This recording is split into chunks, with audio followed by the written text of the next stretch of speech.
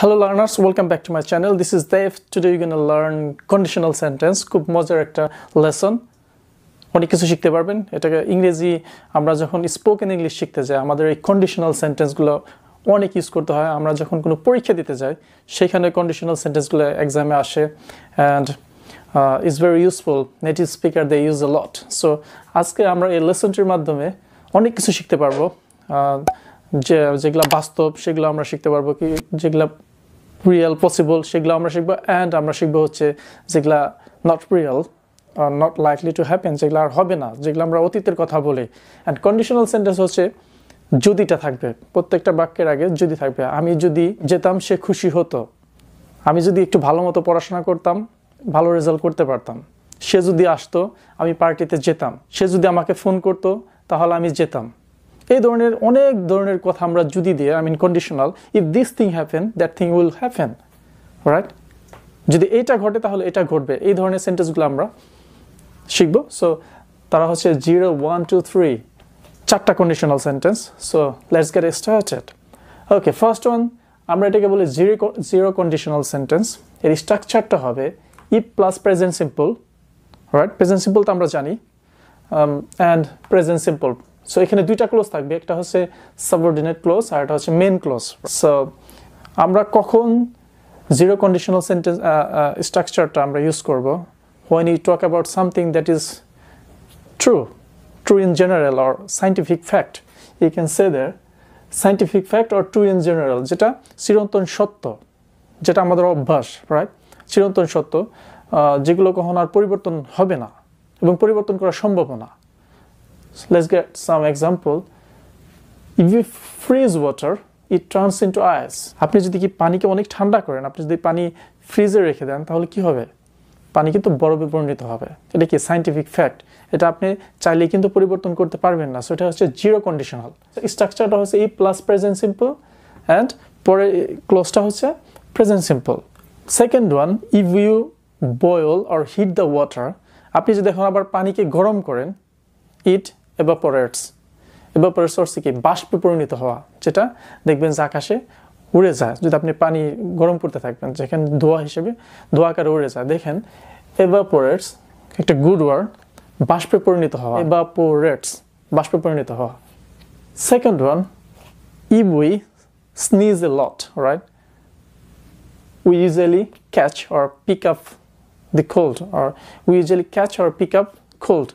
আমরা যদি প্রচুর পরিমাণে হাসি দেই, ধরুন আপনি বৃষ্টিতে ভিজছেন, আমরা যদি প্রচুর পরিমাণে হাসি দিই তাহলে কি আমরা কিন্তু আমাদের কিন্তু ঠান্ডা লাগে, রাইট? সো এখানে কিন্তু ক্যাচ কোল্ড ঠান্ডা লাগানো, অথবা পিক আপ কোল্ড ঠান্ডা লাগা। সো এইটা কিন্তু আপনি ফ্রেজাল ভার্বটা শিখে রাখতে পারেন, ক্যাচ কোল্ড আর পিক আপ কোল্ড। সো আমাদের জিরো কন্ডিশনালটা আমরা তাহলে শিখে ফেললাম। Is it clear? Okay, good staff. Second one is first conditional. এইটা হচ্ছে if plus present simple স্ট্রাকচারটা and will plus verb, future simple will plus verb, যে পরে যে ক্লোজটা থাকবে, রাইট, যেটা আপনাকে বলা হয় main clause, will plus verb থাকবে। এটা হচ্ছে something is real, possible and likely to happen, যেটা ঘটার সম্ভাবনা আছে। if this thing happen that thing will happen, একটা আরেকটার সাথে কানেক্টেড।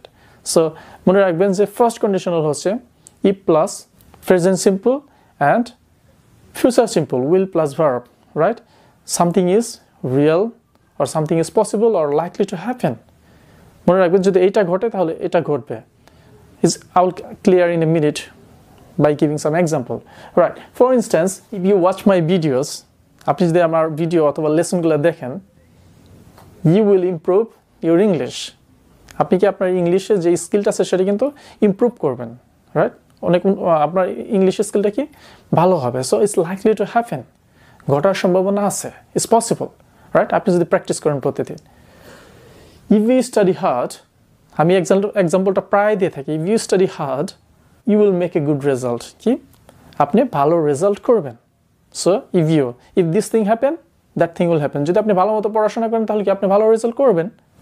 ইফ ইউ কাম, আপনি যদি আসেন, I will attend the party, I will attend the party, কি আমি পার্টিতে যাব।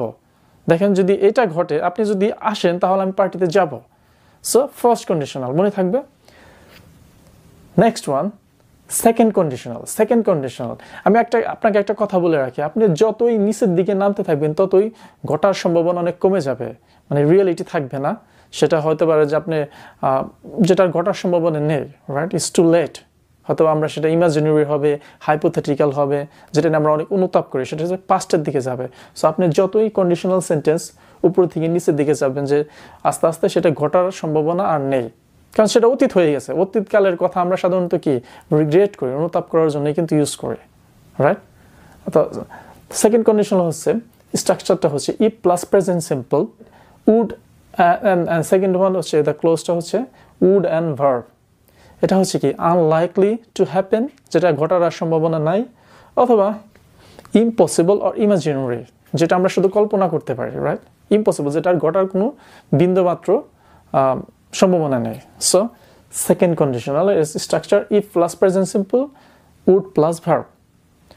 For example, if you invited me, আপনি যদি আমাকে ইনভাইট করতেন, I would join the party, আমি কি পার্টিতে জয়েন করতে পারতাম, বা আমি পার্টিতে যেতাম, I would go to the party. উডের পরে সবসময় ভার্বের কি হবে, বেস ফর্ম হবে, right. So if she called me, সে যদি আমাকে ফোন করতো, if she called me, right. দেখেন ইফ শি কল্ড ভার্বের সাথে কি ইডি যোগ করা হয়েছে, এটা হচ্ছে কি present simple. I would come, সে যদি আমাকে ফোন করতো আমি আসতাম। If I knew the matter I would inform you. If I knew the matter, আমি যদি ঘটনাটা জানতাম বা বিষয়টা জানতাম, আই উড ইনফর্ম ইউ, আমি তোমাকে জানাতাম। যদি আমি ঘটনাটা জানতাম, এটা কি এখন আর বলা সম্ভব? এটা আমি অতীতের কথা বলছি। So it's impossible, unlikely to happen, যেটার ঘটার সম্ভাবনা নেই। এখন আপনার সেকেন্ড কন্ডিশনাল আর থার্ড কন্ডিশনাল অলমোস্ট সেম, কোনো ডিফারেন্ট নাই, কিন্তু ডিফারেন্টটা হচ্ছে আপনার স্ট্রাকচারে। সো আমাদের যে থার্ড কন্ডিশনাল, সেটা আমাদেরকে শিখে রাখতে হবে, কারণ এক্সামে যে কোনো সময় এটা আসতে পারে। সো আপনার গঠনটা মনে রাখতে হবে। অ্যান্ড আমরা কিন্তু বেশিরভাগ সময় নেটিভ স্পিকাররা থার্ড কন্ডিশনাল বেশি ইউজ করে, because it's pretty simple, you know. So third conditional structure হচ্ছে if plus past perfect would have and verb V3 past participle, right? So let's get some example. If I had studied hard, যেহেতু আমি past perfect বলছি, so if I had studied hard, আমি যদি কঠোর অধ্যয়ন করতাম বা পড়াশোনা করতাম, I would have made a have এর পরে কি হবে V3, right? So made a good result, আমি ভালো রেজাল্ট করতে পারতাম। অথবা if you had watched my videos or lesson earlier, আপনি যদি আমার এই ভিডিওগুলো অথবা লেসনগুলো অনেক আগে দেখতেন, রাইট, অনেক আগে যদি দেখতেন, তাহলে কি হতো, you would have spoken perfect V3 better English, আপনি আরো ভালো ইংরেজি বলতে পারতেন। Is that true? I think so. So আমরা কি শিখলাম আজকে? জিরো কন্ডিশনাল সেন্টেন্স, যেটা ট্রু ইন জেনারেল, যেটা চিরন্তন সত্য। First conditional sentence, if this thing happen that thing will happen, right, real, possible and likely to happen, যেটা ঘটার সম্ভাবনা আছে। Second conditional sentence, not real, impossible, imaginary and hypothetical, right, যেটা আমরা অনুমান করি, যেটা এখন আর পসিবল না, যেটা এখন আর সম্ভব না, unlikely to happen, right?